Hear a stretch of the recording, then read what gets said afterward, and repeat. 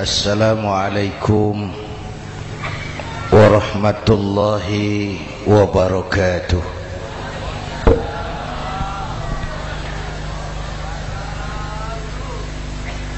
Alhamdulillahi wa kafa, wassalatu wassalamu ala sayyidina Muhammadin al-Mustafa wa ala alihi wa ashabihi ahli sidki wal wafa, amma ba'd. Para ulama, para habaib, para masyayikh yang saya muliakan, yang terhormat Bapak Kapolres dan Bapak Dandim, Sahibul Bait, segenap keluarga besar Pondok Pesantren Raudhatul Muta'allimin Al-Aziziyah,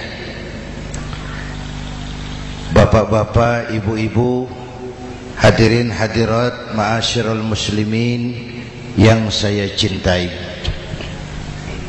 Saya bersyukur dapat menghadiri haflah Maulidin Nabiyil Karim, dan saya bangga dan terharu dengan keberadaan Pondok Pesantren Raudhatul Muta'allimin Al-Aziziyah ini. Sekarang ini banyak orang bisa memberi contoh, tapi sedikit orang bisa menjadi contoh. Memberi contoh itu mudah, tapi menjadi contoh itu yang sulit. Oleh karena itu, pada kesempatan ini kita ingin mengambil contoh bagaimana Rasul melaksanakan perjuangan. Apa modal utamanya? Saya sampaikan 3 sajalah, mudah-mudahan selesai 10 menit. Yang pertama, modal utama perjuangan baginda Rasul adalah akhlakul karimah. Memperbaiki akhlak dengan akhlak. Oleh karena itu, Suramadu sudah selesai. Dari dan ke Madura jadi lebih mudah. Bahkan Madura akan jadi daerah industri. Tetapi yang kita ingin, Madura tetaplah Madura. Akhlak tidak boleh berubah. Zaman boleh berubah, akhlak tidak. Masa boleh berganti, tapi keyakinan tidak boleh mati. Nah, soalnya adalah kepada siapa kita harus berakhlak. Kita itu kan harus berakhlak kepada 2. Kita harus berakhlak pertama kepada Allah. Ini yang terpenting. 13 tahun Rasul berjuang di Mekah hanya memperbaiki akhlak kepada Allah, menanamkan tauhid, meluruskan akidah, membangun keyakinan. 13 tahun di Mekah itu. Dengan perhitungan, kalau fondasi kuat, bangunan aman. Kalau fondasi melenceng, bangunan bengkok. Kalau fondasi rapuh, bangunan runtuh. Bangunan bagaimana fondasinya? Orang hidup bagaimana imannya? Kekuasaan dan jabatan baru ada manfaatnya kalau dipegang tangan orang beriman. Kalau tidak, yang muncul Fir'aun. Harta baru terasa manfaatnya kalau dipegang tangan orang beriman. Itulah sebabnya bangsa kita ini bukan cuma perlu orang pintar, kita perlu orang benar. Bahkan di masyarakat lebih baik benar tidak terlalu pintar ketimbang pintar tapi tidak benar.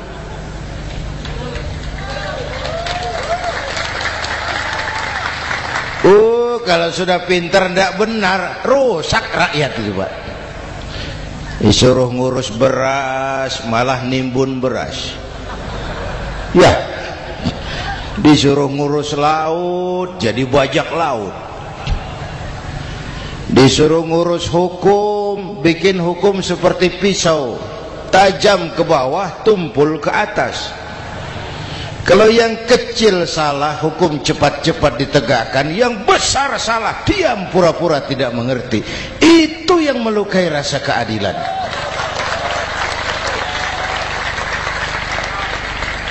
Mulai dari akhlak kepada Allah.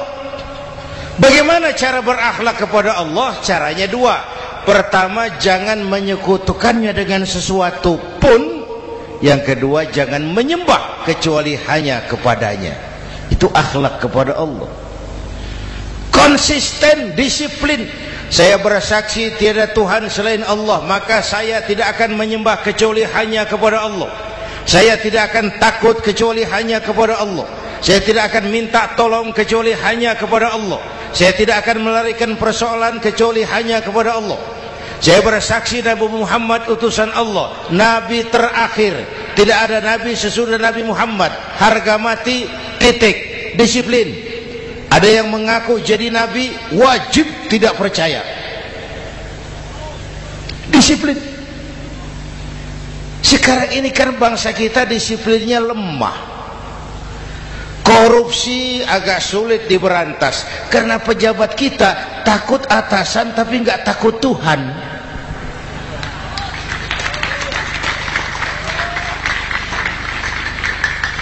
Itu sama dengan anak muda naik sepeda motor ngebut, lampu merah jalan terus, di stop sama polisi. Prit, iya Pak. Minggir, siap. SIM, ada Pak. SNK, ada Pak. Tahu kau lampunya merah? Tahu Pak. Kenapa lewat terus? Saya nggak tahu, ada Bapak. Itu disiplin kita. Tenang benar jawabnya, kayak orang nggak salah gitu.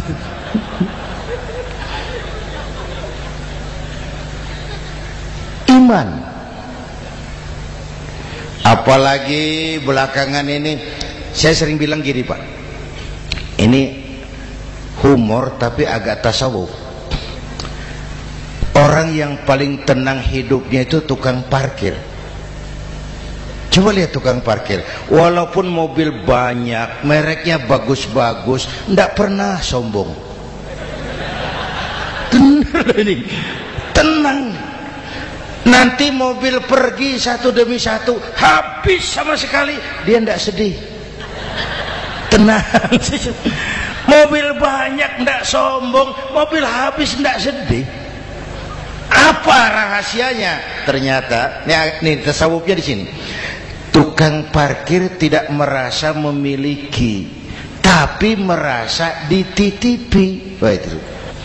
Siapa saja yang merasa memiliki, bersiaplah kehilangan, dan itu menyakitkan.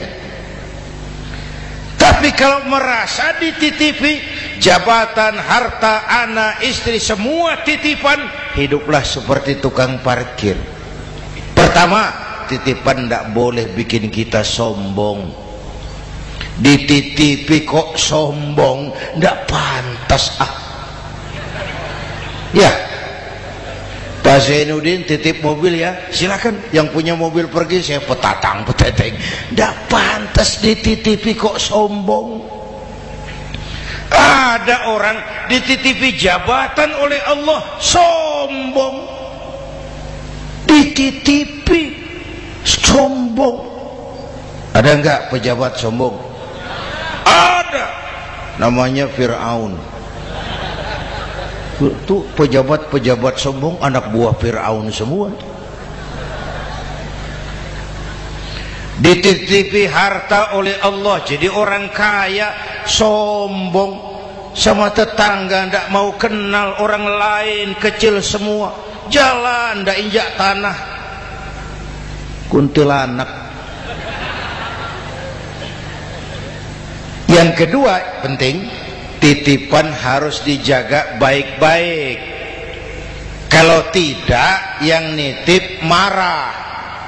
Yang nitip marah. Pak, titip sepeda motor, silakan. Waktu diambil sepeda motor, kaca spion pecah, knalpot hilang, bemper hancur. Marah enggak yang nitip? Marah. Saya kan titip, kenapa enggak dijaga baik-baik? Dititipi harta oleh Allah jadi orang kaya supaya bangun pesantren, bela yatim, santuni yang lemah. Pelitnya 17 setan. Yang nitip marah. Dititipi jabatan oleh Allah, isinya korupsi saja, yang nitip marah. Nah, saya mau kasih lihat sekarang. Allah titip Indonesia. Allah titip Indonesia. Hai rakyat, ini Indonesia, aku titip, kata Allah. Sebentar, ada meja mau naik. Silakan Mas. Iklan. Ya, terima kasih. Jangan disangka kalau disediakan air teh pidatonya jadi lama. Dekorasi ini kok. Sampai mana tadi?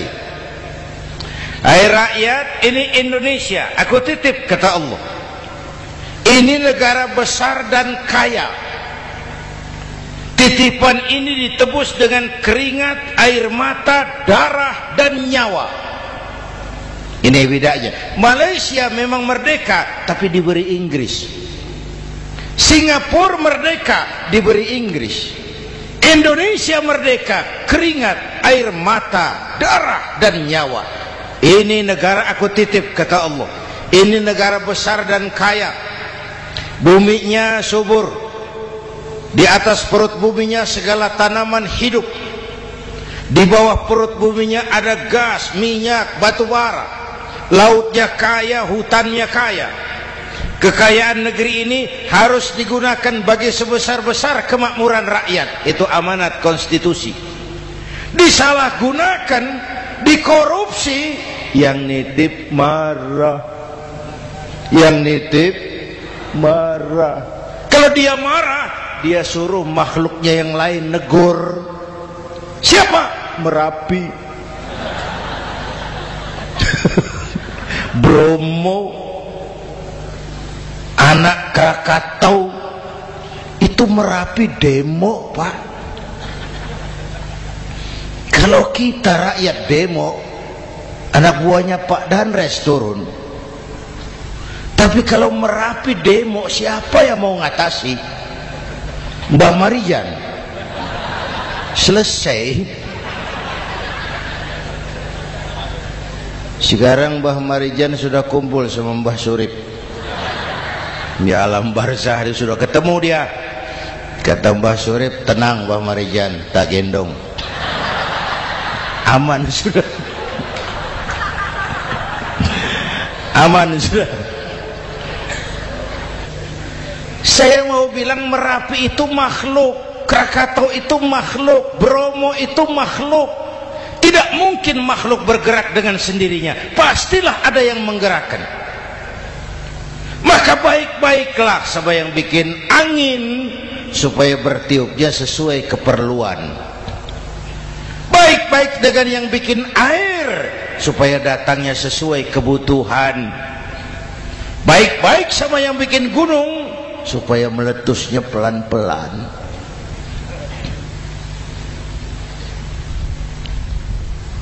Bapak Ibu hadirin yang saya hormati, menjaga titipan. Jangan menyembah kecuali hanya kepadanya. Jangan menyekutukannya dengan sesuatu pun. Ayo, saya ngobrol kita. Bapak Ibu hadirin yang hadir di sini ini, kita ini semua hamba Allah apa bukan? Hamba Allah. Kata siapa? Kata kita. Kalau kata kita, namanya ngaku. Ngaku itu boleh dan murah. Apa diakui? Kita belum tahu. Ya, kan baru kata kita itu. Dan tidak otomatis kalau kita bilang, saya ini hambamu ya Allah, lalu Allah jawab, iya ya. Tidak, wong itu kan kata kita. Saya hamba Allah, kata saya. Berapa banyak orang perbuatannya, ucapannya berkata saya hamba Allah, perbuatannya menyatakan dia hamba setan, hamba nafsu, hamba dunia, budak jabatan. Tidak sesuai ucapan dengan perbuatan. Jadi hamba Allah itu enggak mudah, digojlok, diuji. Coba lihat, yang jelas diakui sebagai hamba itu baru satu yang kita peringati ini, baginda Nabi. Allah mengakui kapan? Waktu menceritakan Isra dan Mi'raj. Apa yang dipakai kalimat? Subhanallazi asra bi'abdih. Maha suci Allah yang telah menjalankan hambanya. Hambanya. Muhammad itu hambaku, aku jalankan dia. Allah mengakui. Kapan kalimat ini turun? Setelah Nabi digojlok, ditempa, digembleng, diuji, difitnah, dicaci maki, dilontari kotoran unta, sahabat-sahabatnya dibantai. Lolos, Muhammad betul-betul hambaku. Ayo Isra Muhammad. Subhanallazi asra bi'abdi, hambaku. Jadi kalau mau jadi hamba Allah ya diuji, digojlok, digembleng. Nah, mari kita lihat kehambaan baginda Nabi. Orang yang paling bersih hatinya Rasulullah. Orang yang paling baik akhlaknya Rasulullah. Orang yang dosanya sudah mendapat jaminan ampun Rasulullah. Tapi Rasulullah kalau sholat malam bengkak kakinya karena rajin sujud. Hati bersih, akhlak terbaik, dosa sudah diampuni. Tapi kalau sholat malam kakinya bengkak karena rajin sujud. Saya tahu di sini juga banyak yang kakinya bengkak. Cuma urusannya apa, itu urusan masing-masing. Pada tingkat seperti itu Rasulullah, saya perlu Allah, saya perlu Allah, saya perlu Allah. Yang 100 tahun kita bangun selesai oleh gempa 3 menit. Ya. Yang 100 tahun kita bangun ternyata selesai oleh gempa 3 menit. Kita perlu Allah. Kita perlu Allah. Makanya musibah itu kan kalau menimpa orang baik-baik namanya ujian. Kalau menimpa orang setengah baik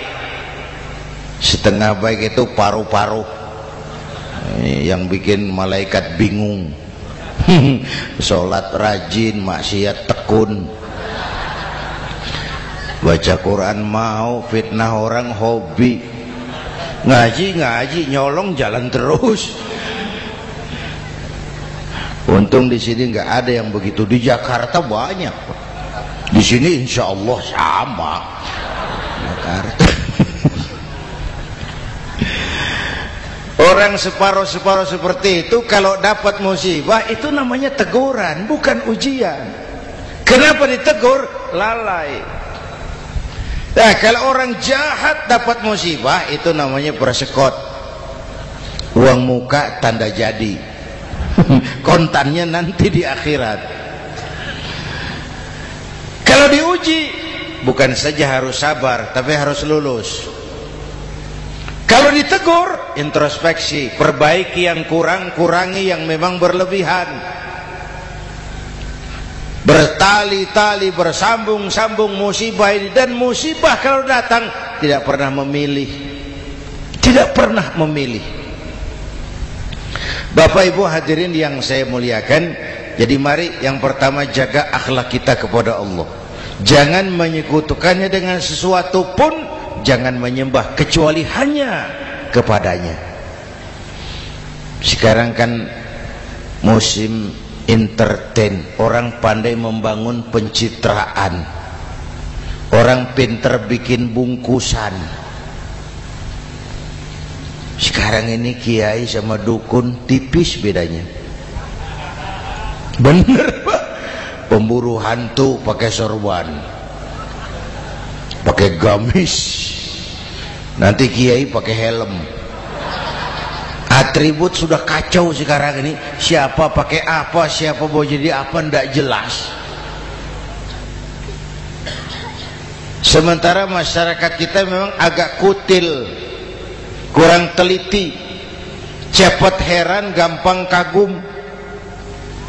Pernah terjadi suatu saat tabrakan di jalan, keras sekali, korban jatuh berlumur darah, dikerubungi orang banyak. Datang wartawan mau ambil gambar dari dekat, sulit, banyak sekali orang ngerubung. Dia cari akal, tolong saya dikasih jalan ke dekat korban. Orang menoleh semua. Saudara siapa? Saya bapaknya korban, katanya. Dia mengaku bapaknya korban. Ya orang minggir semua. Minggir, ada bapaknya korban. Orang minggir semua, dia maju ke depan korban. Sampai di depan korban pucat mukanya itu wartawan. Kenapa? Yang ketabrak anak monyet, Pak. Oh, dia sudah ngaku bapaknya korban.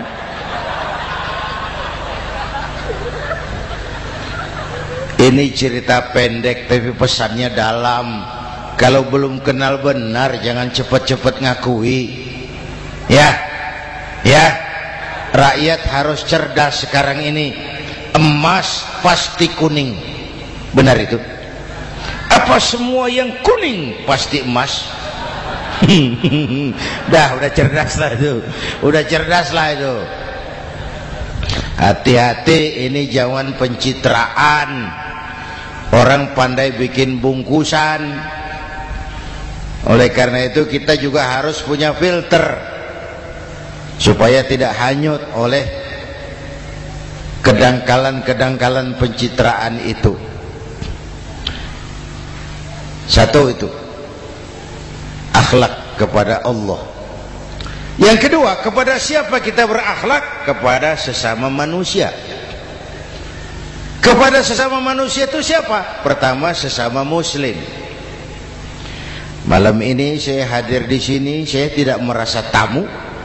Saya hanya keluarga di tengah keluarganya. Bahwa saya lahir di Jakarta itu sih kebetulan, saya nggak pesan. Yang kita tidak pesan jangan diributkan. Oh, kita nggak pesan. Warna kulit seperti ini kita nggak pesan. Dari suku apa lahir kita nggak pesan. Potongan seperti ini kita nggak pesan.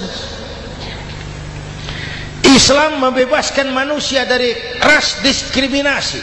Pada waktu yang bersamaan Islam mengangkat harkat, derajat, martabat kaum wanita. Ini kasihan dari tadi nggak diajak ngomong nih. Pada waktu yang bersamaan Islam mengangkat harkat, derajat, martabat kaum wanita. Ibu-ibu mestinya lebih terima kasih sama Rasulullah. Sebelum Rasulullah datang, nasib perempuan menyedihkan, dilecehkan, harganya murah. Sebelum Rasulullah datang, murah. Sebelum Rasulullah datang, murah. Coba lihat wanita sebelum Islam, sedih, dilahirkan hanya untuk melahirkan, alat pemuas nafsu. Kalaupun berperan, peranannya cuma segitiga, dapur sumur kasur, kasur sumur dapur. putar-putar di situ saja. Tidak usah di Arab, dunia. Di Jawa, raja-raja Jawa sebelum kenal Islam seenaknya ngumpuli perempuan kan, selirnya yang 30, 50. Sultan-sultan di Turki piara harem ratusan orang perempuan. Kaisar terakhir dinasti Ming Cina bangun istana 1000 kamar, istrinya 1000. Innalillahi wa inna. Itu saya coba pikir, raja kalau istrinya 1000, kapan pakai kolor itu raja?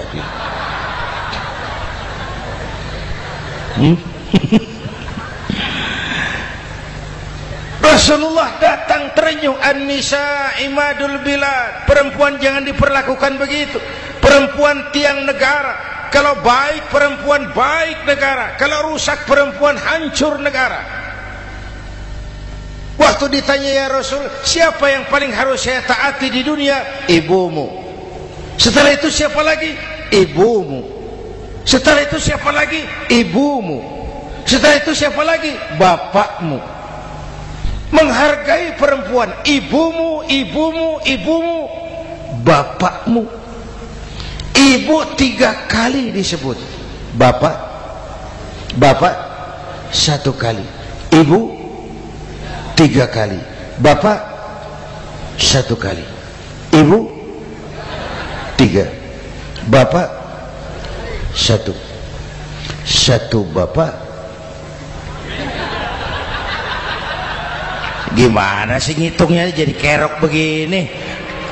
Salah ngitungnya, salah.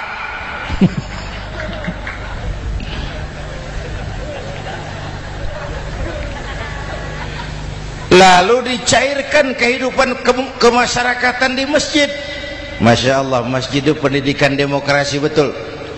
Pertama, siapapun masuk masjid copot sandal, buka sepatu.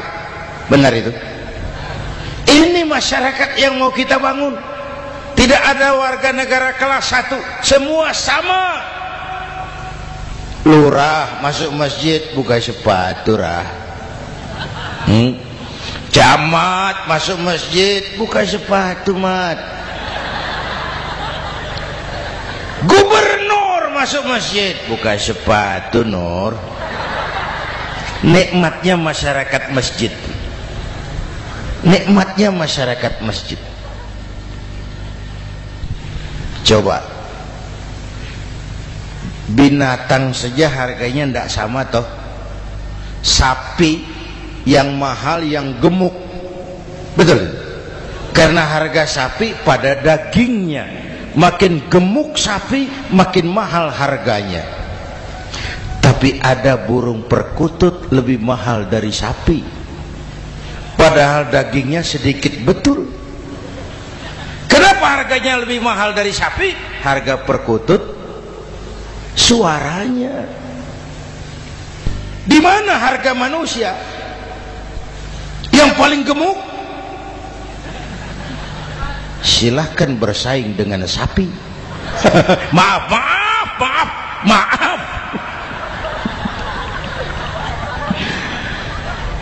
Inna akramakum indallah atqakum. Masyarakat masjid sudah copot sandal, buka sepatu, sudah masuk ke dalam sholat berjamaah. Kalau sudah ke dalam sholat berjamaah, tidak pernah kita usil dari mana orang datang. Yang penting kemana dia menghadap. Itu masyarakat masjid. Dari mana kamu? Dari kidul, Pak, madhab ngulon. Kamu dari mana? Dari lor, Pak, madhab ngulon. Kamu dari mana? Dari kulon, madhab ngulon juga. Ini kan konsep bineka tunggal ika.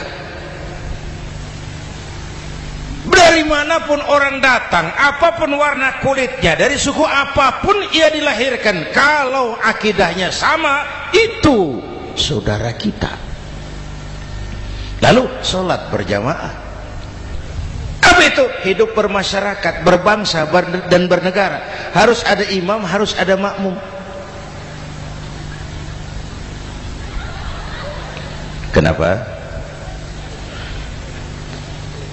Ini saya harus agak hati-hati ya, pakai sarung angin ini. Apa tadi ngomong apa saya? Sholat berjamaah, bermasyarakat, berbangsa dan bernegara. Ada imam, ada makmum. Siapa makmum? Kita ini rakyat. Siapa imam? Para pemimpin negara. Apa bedanya? Imam harus dipilih. Makmum nggak usah. Coba baca kitab fikih yang setebal apapun, nggak ada bab pemilihan makmum. Nggak usah, makmum nggak usah dipilih. Orang buta boleh jadi makmum, orang bisu boleh jadi makmum, tukang mabuk boleh jadi makmum, tapi tidak tiap orang boleh jadi imam. Imam harus dipilih. Siapa yang jadi imam?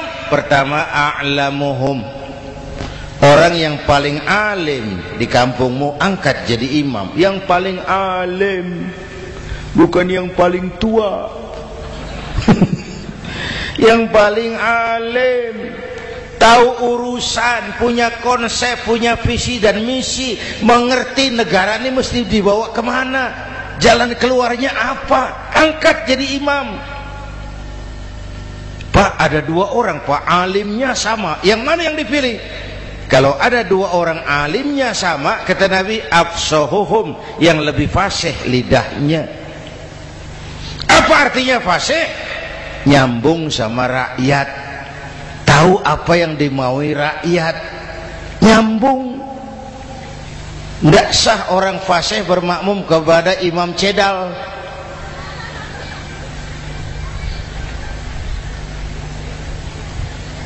Kenapa Bu? Nyambung. Capek kalau punya imam gak nyambung sama makmum. Makanya kalau sudah jadi imam, pesan Nabi apa? Idza amma ahadukumun nasa falyukhaffif. Kalau kamu jadi imam, ringankan sholat kamu, jangan terlalu panjang. Itu makmum tidak sama kekuatannya. Ada yang tua renta, diri saja sudah gemetar. Ada makmum yang punya darah tinggi, kalau sujud lama kepalanya sakit. Ada makmum yang sudah janji habis sholat mau terima uang. Jangan kalau sudah jadi imam di kota, sholat isya berjamaah, rakaat pertama selesai Fatihah, Yasin, bubar makmum itu. Jadi imam jangan terlalu lama. Kayak Husni Mubarak tuh, kelamaan jadi imam, 30 tahun, rakyat capek.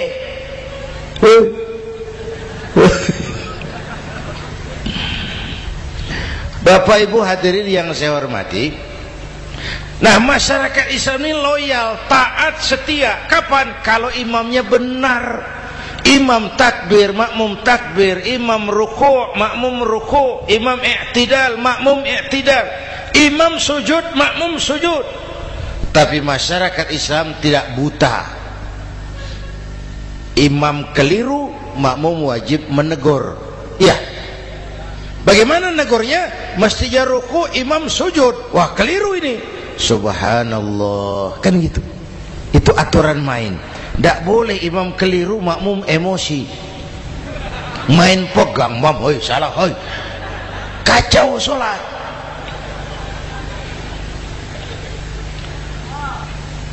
Imam buang angin, apa makmum lalu berkata, demi kesetiaan saya kepada imam, imam buang angin, saya lebih keras lagi. Goblok. Iyyaka na'budu wa iyyaka nasta'in. Sampai situ imam buang angin, minggir. Tidak usah ribut. Yang di belakang satu orang maju ke depan, lanjutkan pekerjaan imam. Yang penting imam tahu diri, buang angin, minggir. Ini negara rusak karena imam sudah buang angin, tenang aja, kayak orang nggak salah gitu loh.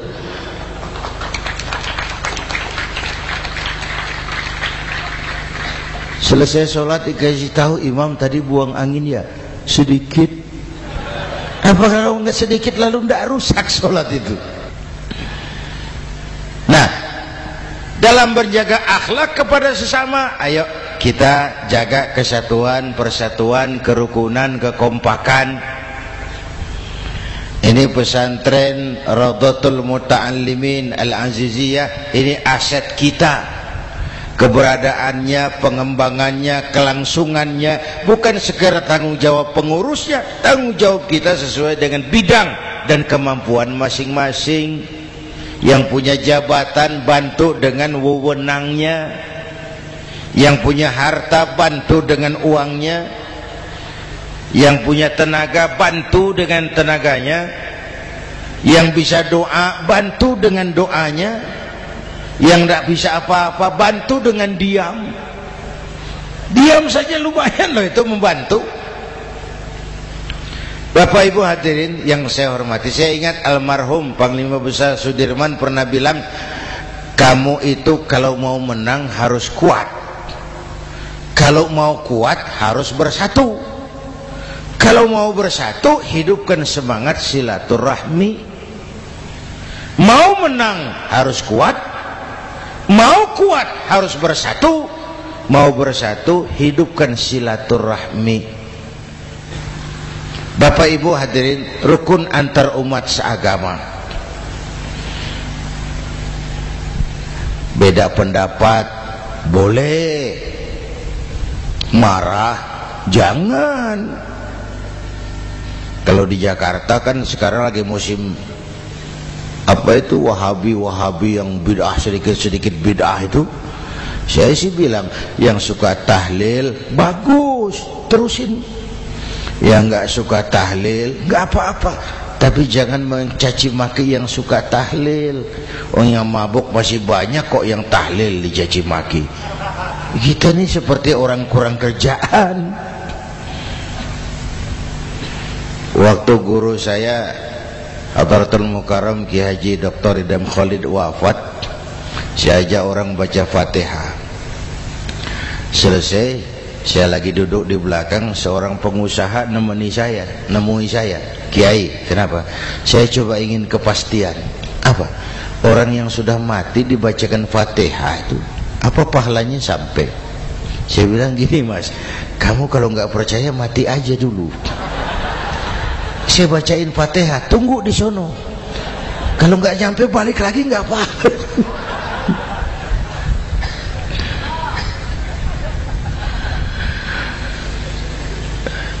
Depan rumah saya itu ada masjid, Pak, pakai beduk seperti itu. Ada teman saya, Kiai, pakai beduk masjidnya. Iya pakai. Kan Rasulullah tidak pakai. Tidak memang. Bid'ah tuh. Oh, siapa bilang? Beduk itu bukan agama, itu budaya, tanda masuk waktu. Bukan manggil orang sholat. Manggil orang sholat pakai azan. Tanda masuk waktu, itu hebatnya Wali Songo, pakai beduk. Kalau nggak mau pakai beduk boleh, teriak-teriak juga boleh. Maghrib, maghrib, boleh. Tapi Wali Songo kan bijaksana, pakai beduk saja, sekali pukul satu desa dengar. Itu bijaksananya dakwah Wali Songo. Kalau beduk dianggap bid'ah, miskin kita. Itu budaya. Seperti sepeda motor, itu budaya. Kalau nggak mau pakai beduk boleh, teriak-teriak juga boleh. Maghrib, maghrib, boleh. Tapi Wali Songo kan bijaksana, pakai beduk saja, sekali pukul satu desa dengar. Itu bijaksananya dakwah Wali Songo. Kalau beduk dianggap bid'ah, miskin kita. Itu budaya. Seperti sepeda motor, itu budaya. Kalau beduk dia nggak bid'ah, sepeda motor bid'ah tuh. Rasulullah nggak pakai, jual, beliin unta.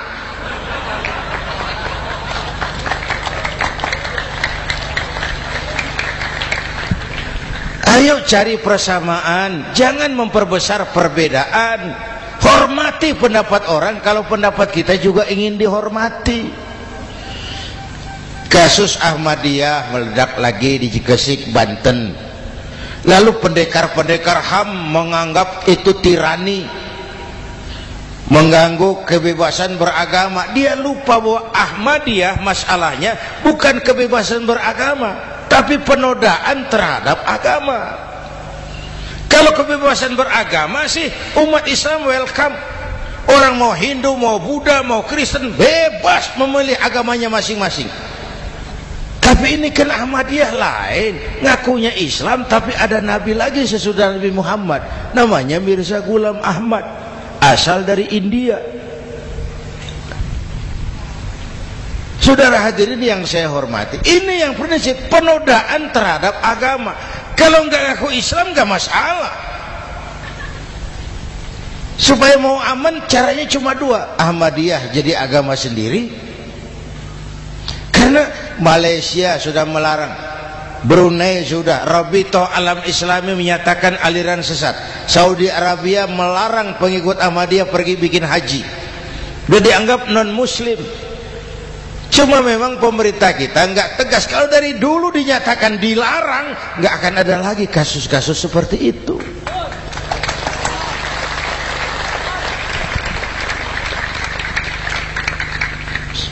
Nah, selain itu kita umat juga harus disiplin.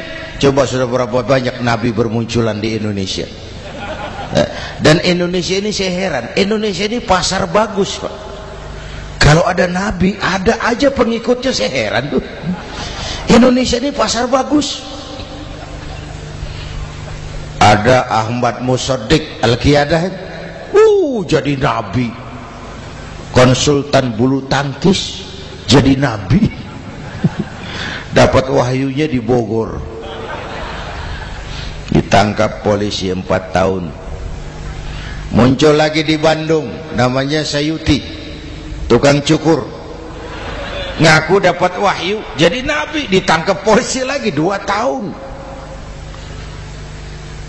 Di Malang Ustadz Roy, ya sebenarnya petinju, dia masuk Islam, mu'alaf, belajar Islam tidak pakai guru, diutak-atik ayat Quran. Sholat kita harus mengerti artinya, maka sholat boleh pakai bahasa masing-masing.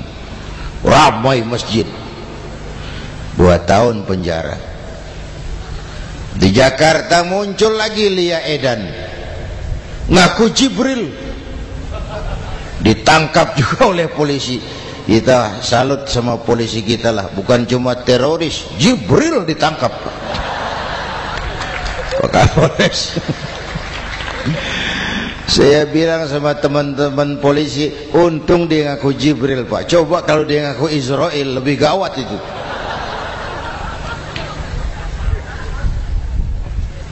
Yang parah, antara Cirebon Losari, dia perbatasan Jawa Tengah Jawa Barat, pernah muncul agama baru namanya agama Jasun, agama Jawa Sunda, agama Jasun Jawa Sunda. Yang jadi nabi Tugimin. La haula wala quwata. Saya bilang ini jangan jadi nabi, jadi kiai juga nggak angker ini. Al Mukarram Bapak Kiai Tugimin, nggak enak. Yang lebih nggak enak selawatannya loh itu. Kalau kita kan tadi nikmat tuh, ya Habibi ya Muhammad, nikmat rasanya itu. Coba ganti sama yang tadi, wah enggak, ya Habibi ya Tugimin, enggak enak itu, Pak. Jadi umat Islam itu sangat menghormati orang lain agama. Soal agama orang lain, lakum dinukum, awas hati-hati kalimatnya. Kita menghormati orang lain agama. Soal agama orang lain, lakum dinukum. Kita memang yakin cuma Islam agama yang benar, tapi bukan berarti kita boleh menghina agama orang lain. Kenapa? Kalau agama kita yang dihina, kita kan sakit hati.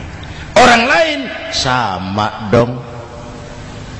Itu sebabnya Allah berpesan, jangan kau caci maki Tuhan mereka, karena mereka akan balas mencaci maki Tuhanmu. Dan itu artinya mencaci maki aku, kata Allah. Jelas ini? Jelas? Justru karena umat Islam mayoritas di Indonesia, maka kerukunan antar umat beragama terjaga dengan baik. Kalau umat Islam mau main kasar, mau main kayu, mau main keras, Umat Islam ini 85%. Yang lain pasti selesai. Saya jamin selesai. Tapi kan tidak. Kita sadar betul ini negara Pancasila. Kita sadar betul bahwa kita harus menghargai orang lain agama, menjaga kerukunan, rukun antar umat beragama. Yang ketiga, rukun antar umat beragama dengan pemerintah. Dulu kiai saya bilang, sultanun zulum khairum min fitnatin tadum. Pemerintah yang jelek pun sebenarnya masih lebih lumayan ketimbang tidak ada pemerintahan. Kalau itu ukurannya. Coba umpama nanti Pak SBY sudah terlalu pusing, lalu pengumuman jam 000, seluruh rakyat Republik Indonesia saya umumkan mulai malam ini tepat jam 000 pemerintah bubar. Ayo bayangkan seperti apa kita tanpa pemerintah. Hukum rimba, yang kuat menekan yang lemah, yang kaya merampok yang miskin. Rumah saudara dirampok, lapor ke polisi, kata Kapolres, maaf polisi baru bubar. Hak asasi diinjak-injak, lapor ke pengadilan, pengadilan bubar. Masih ada pemerintah saja yang kuat suka menekan yang lemah, apalagi kalau tidak ada pemerintah. Karena itu ulama dan umara dua pilar utama. Kalau kuat keduanya, kuatlah masyarakat. Kalau rapuh keduanya, maka rapuhlah juga masyarakat. Bapak Ibu hadirin yang saya hormati, ini yang kedua, kita harus berakhlak kepada sesama. Yang ketiga, kepada siapa kita harus berakhlak? Kenapa? Iya, saya cuma lihat jam. Yang ketiga, kepada siapa kita harus berakhlak? Kita ini harus berakhlak kepada makhluk Allah yang lain di luar manusia. Kepada air kita harus berakhlak loh Pak.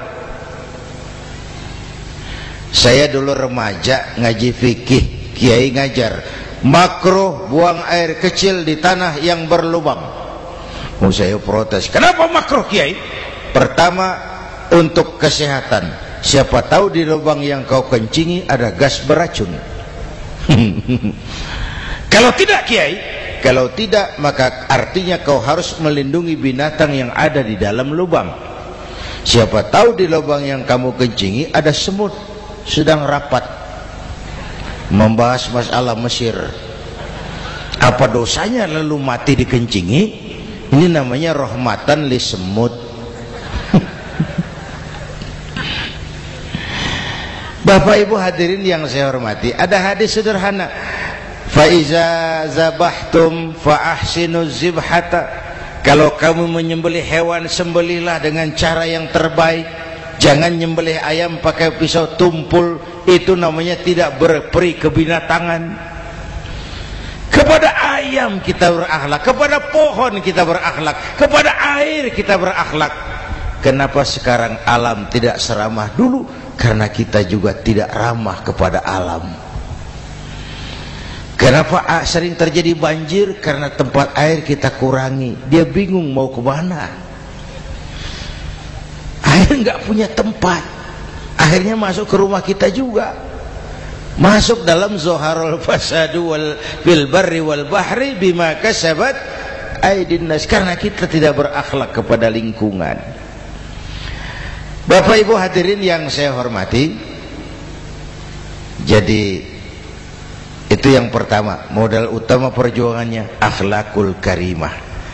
Mau sukses, utamakan akhlak. Industrialisasi boleh terjadi di Madura, jalan berhotmik licin, oke, listrik masuk desa, alhamdulillah, tapi akhlak jangan berubah, akidah jangan goyah.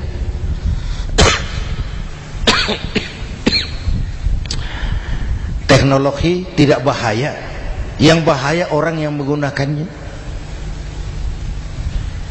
Wayang itu yang namanya cepot, itu bisa selawat badar kalau yang megang Anom Suroto. Cepot bisa selawat badar kalau yang megang Anom Suroto. Wah, wayang bagaimana dalangnya, teknologi bagaimana orang yang menggunakannya. Satu. Yang kedua, yang kita contoh dari baginda Rasul, beliau itu sejak kecil tidak dimanjakan, Pak. Lahir ke dunia tidak sempat melihat wajah bapak. Umur 6 tahun ditinggal ibu. Umur 9 tahun ngembala kambing, berniaga ke Syam. Syam itu Syria sekarang. Umur 9 tahun bisnis lintas negara dari Saudi ke Syria. Remaja tidak dimanjakan, kerja keras, peras keringat, banting tulang. Tidak ada pekerjaan halal yang hina. Lahir pribadi yang tegar, mental yang tahan banting, manusia yang tidak cengeng karena sejak kecil ditempa oleh kesulitan. Jadi gini, orang itu kalau biasa susah, ketemu susah, ndak kaget, Pak. Mentalnya kuat. Saya santri biasa makan kangkung, datang ke rumah teman dikasih kangkung, loh makanan saya ini, dikasih daging ayam, nambah. Orang tuh kalau biasa susah enak. Saya santri biasa tidur di masjid, disuruh nginep di hotel, pules, Pak. Tapi yang biasa tidur di hotel suruh nginep di masjid, encok. Hidup ini perjuangan. Mau sukses harus berani susah. Jangan seperti dulu di cerita santri. Ada santri beternak lebah, ambil madunya itu. Satu hari dia mau periksa sarang lebah, naik ke pohon pakai tangga, pakai sarung biasanya santri. Dia lupa tidak pakai celana dalam. Naik pohon periksa, entah bagaimana terpegang sarang lebah itu, berhamburan lebahnya keluar. Salah satu masuk ke sarungnya, tergigitlah Al-Mukarramnya itu. Dia menjerit, aduh, jatuh berguling ke bawah. Sudah lama jatuh, dia buka sarungnya, dia lihat bengkak. Karena bengkak kan jadi besar, senang juga dia. Dia berdoa, ya Allah, hilangkan sakitnya, biarlah bengkaknya. Ini kan, ini doa orang nggak konsekuen. Bengkak dan sakit itu paket. Mau bengkak ya harus berani sakit. Masa sakitnya, bengkaknya mau, sakitnya nggak mau. Itu satu itu. Yang kedua, kita ini sering kalau punya cita-cita sering seperti rapat tikus. Satu hari sekelompok tikus rapat paripurna tikus untuk mengantisipasi bahaya kucing. Bagaimana supaya kucing itu jangan lagi mengganggu kita? Akhirnya ada yang mengusulkan begini, bagaimana kalau di leher kucing kita gantungkan lonceng, supaya kalau dia datang dari jauh suaranya sudah kedengaran dan kita bisa lari menyelamatkan diri.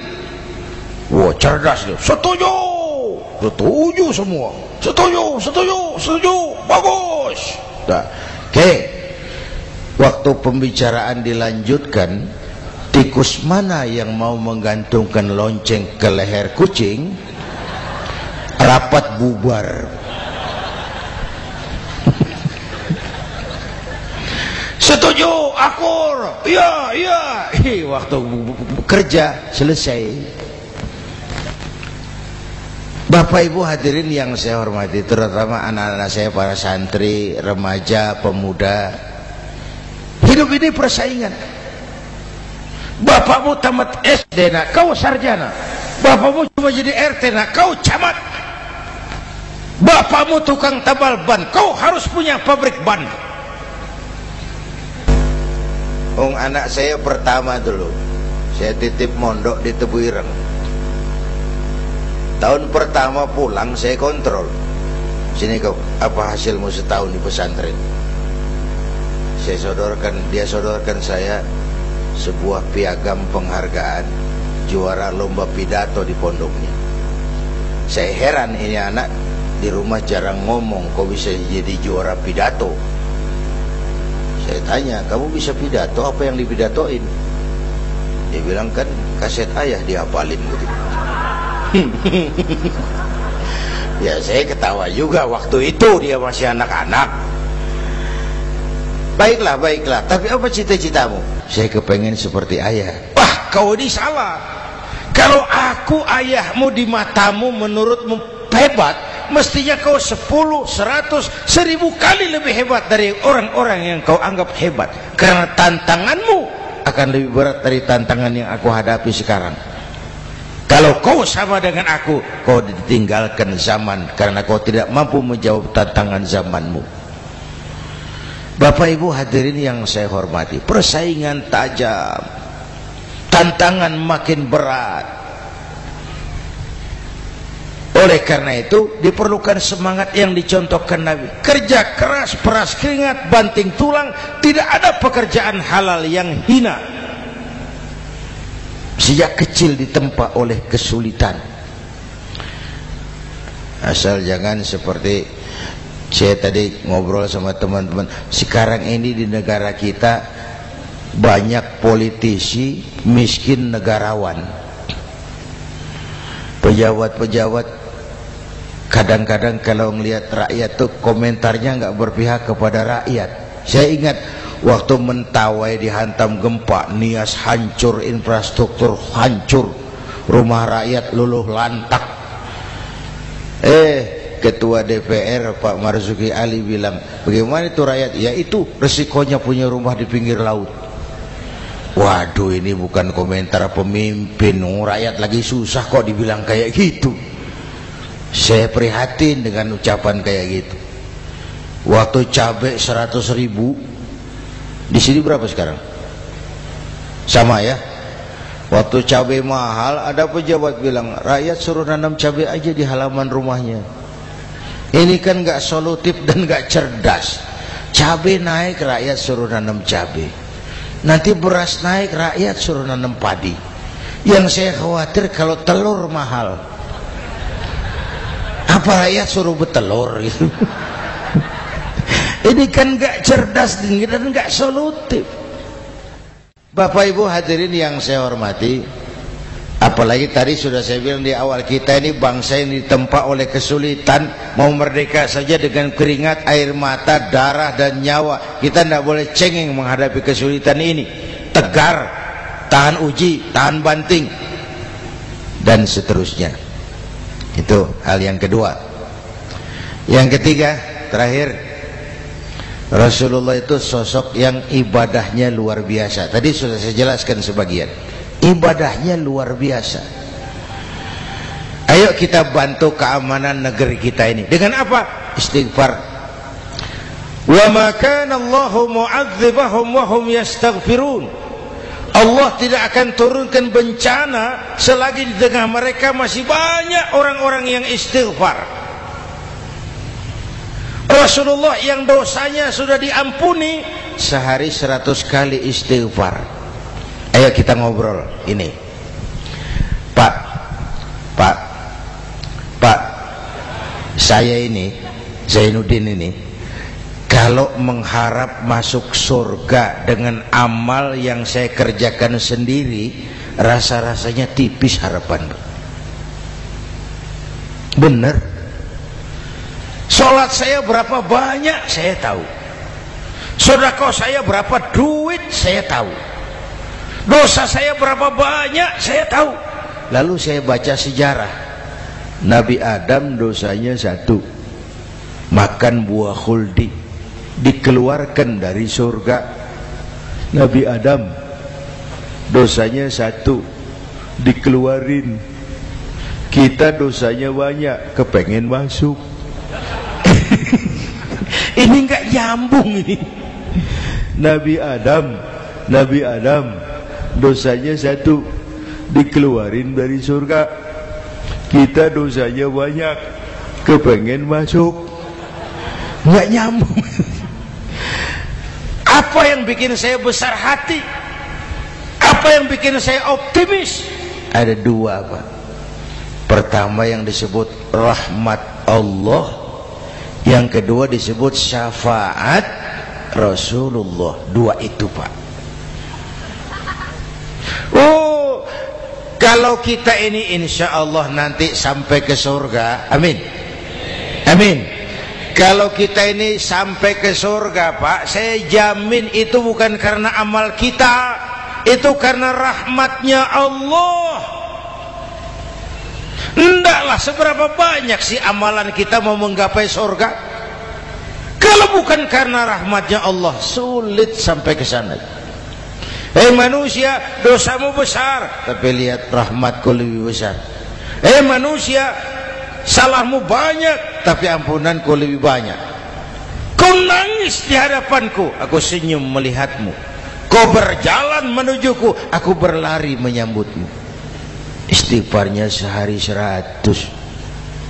Lalu ada hadis qudsi, inni la ahammu bi'adzabi ibadi. Kadang-kadang aku pengen turunkan azab, bencana kepada manusia, tapi ketika aku melihat 3 perkara, murkaku surut, bencana aku tarik kembali. Coba perhatikan hadis kursi ini. Allah mau marah hendak jadi, bencana ditarik, musibah diangkat. Kenapa? Ada yang meredam murka Allah. Allah enggak jadi marah. Siapa? Pertama, suyukhan rukka. Aku lihat orang-orang tua tengah malam sujud sambil berlinang air mata, nangis di hadapan Allah. Itu kita hutang jasa loh, Pak, sama orang-orang yang tengah malam sujud nangis di hadapan Allah. Lihat yang begitu Allah tidak jadi marah tuh. Saya tahu ini bapak-bapak ini, ibu-ibu kan suaminya sering bangun tengah malam ya Bu, kencing bikin bingung malaikat. Sudah mau ditulis tahajud, kencing doang. Kata malaikat, sialan, hampir salah tulis.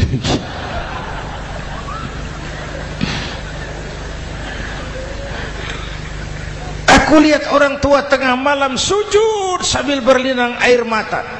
Lalu aku lihat bayi-bayi tanpa dosa masih menyusu, sibyanan rudda. Bayi-bayi tanpa dosa masih menyusu, suci bersih, belum ternoda. Wabahaiman rutta. Dan aku lihat binatang ternak melata mencari makan, kambing mudah cari rumput. Alam terjaga keasriannya. Bagaimana bencana enggak mau nambah? Kita mengamalkan hadisnya juga terbalik. Yang diminta itu orang tua tengah malam sujud, bayi tanpa dosa nyusu. Sekarang bayi tanpa dosa dibuang ke tempat sampah gara-gara orang tua tengah malam nyusu.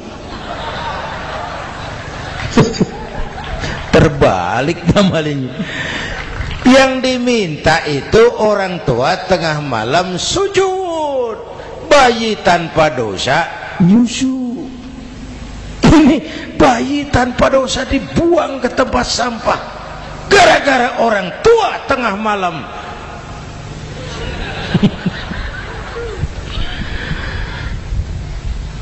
Bapak Ibu hadirin yang saya hormati, rahmat Allah kita perlu. Yang kedua, syafaat Rasulullah. Mari saya cerita syafaat sedikit. Ini sudah jam 00:05 ya. Ini kalau hitungan Indonesia ini sudah ganti hari, Pak. Jadi inilah ceramah terpanjang di dunia. Bayangkan saya pidato dari hari Selasa sampai hari Rabu.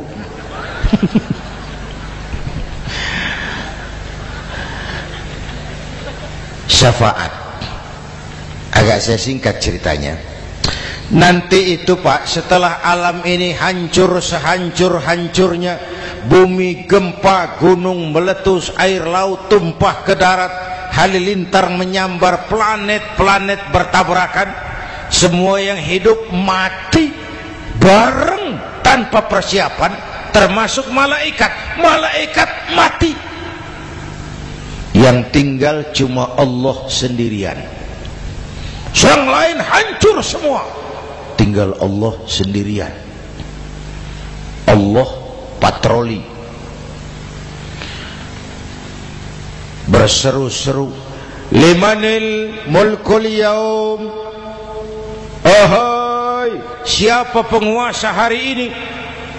Mana Fir'aun yang ngaku Tuhan? Nongol kalau memang Tuhan.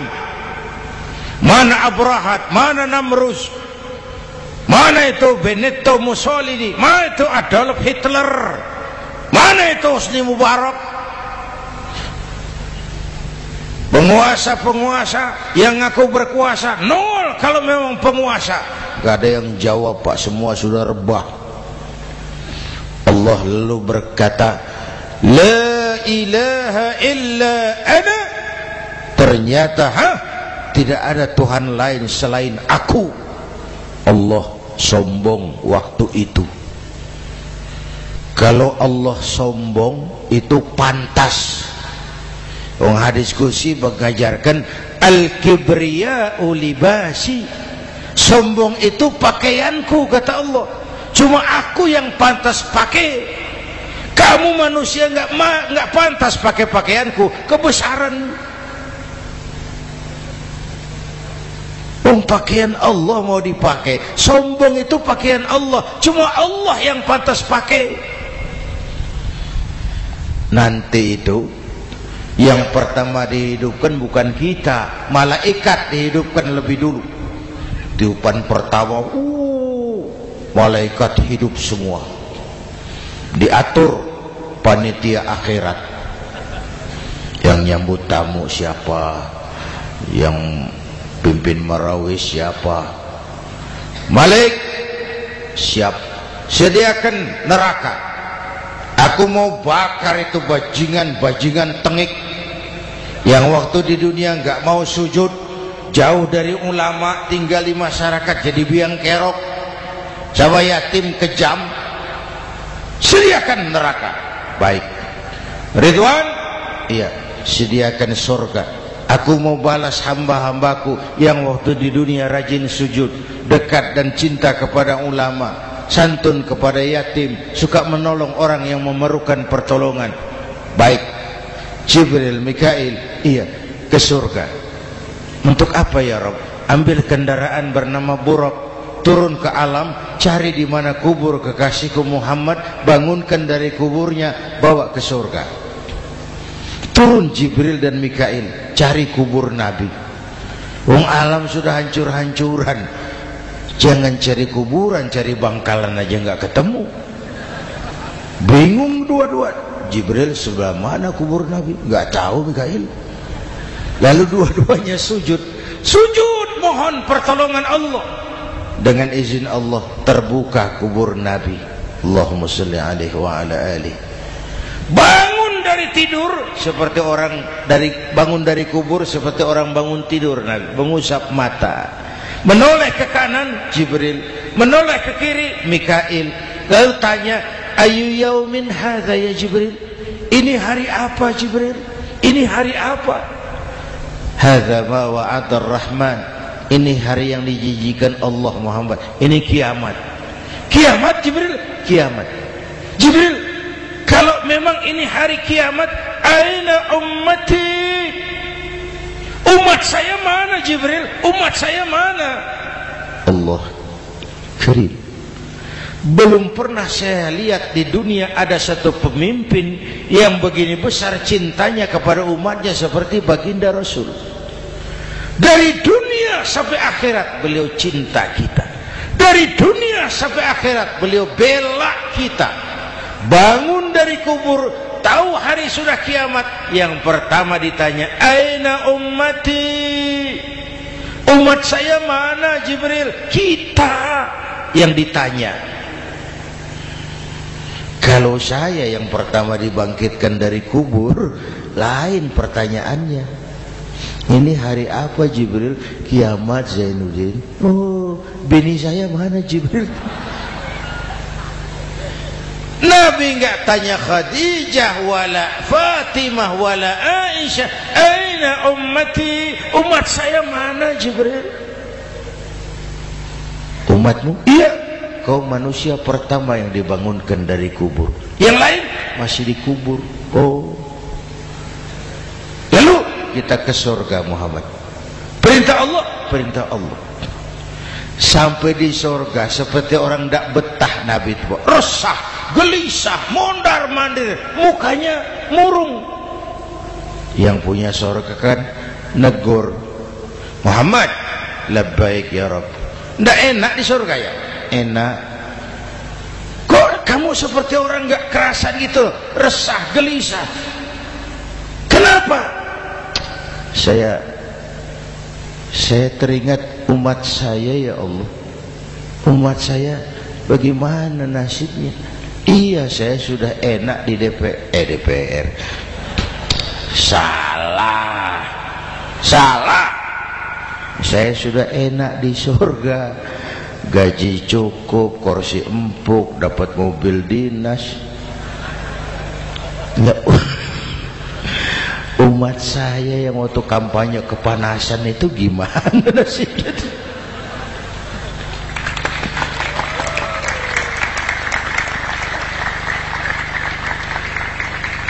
Makanya dulu di Senayan, di depan kantor DPR tuh banyak tukang kaca jualan di situ. Saya bilang ini tukang kaca pintar dagangnya di situ.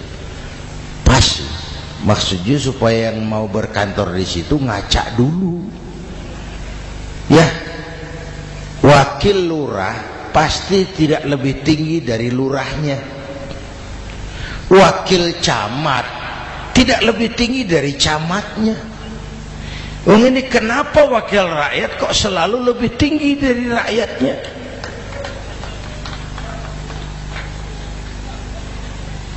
Kan yang memberikan mandat kita rakyat. Kemerdekaan bertujuan mengantarkan rakyat ke gerbang kesejahteraan. Lalu rakyat mempercayai tugas itu kepada pemerintah dan wakilnya di DPR. Saya percayakan kamu mengantarkan rakyat ke gerbang kesejahteraan. Itu amanat Undang-Undang Dasar. Biasanya yang diantarkan sampainya lebih dulu biasanya. Yang diantar sampai lebih dulu, yang mengantar nyusul, namanya ngantar belakangan. Ini lebih cepat wakil rakyatnya makmur daripada rakyatnya. Yang mau ngantar makmurnya lebih dulu dari yang mau diantar. Yang diantar kelelerahan di jalanan, yang mengantar udah sampai. Jadi bagaimana Muhammad? Saya minta izin mau keluar, tengok saya punya umat. Oke, saya potong ceritanya. Saat manusia dibangkitkan dari kuburnya masing-masing, Masya Allah, Masya Allah. Saya nggak sanggup bayangkan jumlah manusia yang hidup di muka bumi sekarang kan 6 miliar. Cina berdua, India 2,5 miliar. Cina 1,5 miliar, India 1 miliar rakyatnya. Berdua sudah 2,5 miliar. Itu kalau kencing bareng banjir besar. Bayangkan manusia dari awal sampai akhir berapa puluh miliar kumpul di padang mahsyar. Subhanallah. Sibuk, panik, bingung mau disidang di hadapan Allah. Sebagian kumpul di pojokan berunding, kita mau disidangi. Terus ayolah kita cari bantuan. Kemana? Adnan Buyung. Begini. Kita ini kan anak cucu Nabi Adam. Pantas dong kita minta tolong sama beliau. Yuk, setuju. Berangkat cari Nabi Adam. Ya Adam, anta abal bashar. Adam, tuan datuknya manusia. Kami cucu kamu, anak turunan kamu mau disidang. Tolong kami Adam, tolong. Kata Nabi Adam, Quraisy mas, rombongan Jawa aku naik mumet lagi sama Nabi Nuh saja. Nuh bilang tidak bisa, saya juga punya masalah, pernah minta obat ditenggelamkan. Ibrahim barangkali, semua Nabi hand up, angkat tangan. Dikala itu yauma la yanfa'u malun wala banun, di mana harta tidak ada lagi artinya, anak-anak tak jadi beban, tiap orang sibuk dengan urusannya sendiri-sendiri. Saat itu ada satu pemimpin, Allahumma salli alaihi wa ala alihi, diizinkan Allah. Dikala semua nabi yang lain angkat tangan hand up, beliau malah ummati ana laha, ta'ali ummati, ta'ali ummati, umatku sini, umatku sini. Beliau memanggil-manggil umatnya. Yang bagaimana yang dipanggil? Ada hadis, inna ummati ya'tuna yaumal qiyamah ghurran muhajjalin min atharil wudu. Umatku besok di akhirat datang menghadap Allah dengan muka bersinar-sinar karena sering wudu. Sering wudu kan sering sujud. Masa cuma wudu tapi enggak sujud? Itu nanti tidak usah mengaku Rasul yang panggil, sini umatku. Tapi kalau muka enggak pernah wudu, enggak pernah sujud, merangkak di depan Nabi, saya umatmu ya Rasul. Kata Nabi, umat saya enggak ada yang kumbal gini. Dikala itu beliau berkenan memberikan syafaat. Syafaat itu saudara-saudara, saya pakai sarung, sobek sedikit. Syafaat itu nambeli, itu loh. Salat saya kurang sedikit, sedekah saya campur riak sedikit, puasa saya tidak ikhlas sedikit, ditutup dengan syafaat. Saya mau dagang, perlu modal 20 juta, saya punya uang 15 juta, yang 5 juta syafaat. Jadi harus ada modal.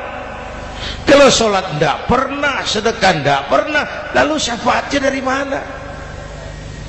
Yang dapat tambelan itu yang punya sarung bolong, punya sarung sobek, ditambal dengan syafaat. Lah kalau tidak ada sarung, apa yang mau ditambal? Ya. Nah, mudah-mudahan kita semua mendapat rahmat Allah dan mendapat syafaatnya Rasulullah Sallallahu Alaihi Wasallam. Bapak Ibu hadirin, sudah 7:30 lewat 4 jam. Saya pun kangen, tapi hari sudah larut. Insya Allah lain kesempatan kita jumpa lagi. Terima kasih kepada Al-Mukarramun, para ulama, para habaib, pengasuh pesantren Raudhatul Muta'allimin Al-Aziziyah, dan semua yang hadir. Mudah-mudahan yang saya sampaikan ada manfaatnya. Usikum wa iyaya bitaqwallah. Aqulu qawli hadza fa astaghfirullahal azim li wa lakum. Wassalamu alaikum warahmatullahi wabarakatuh.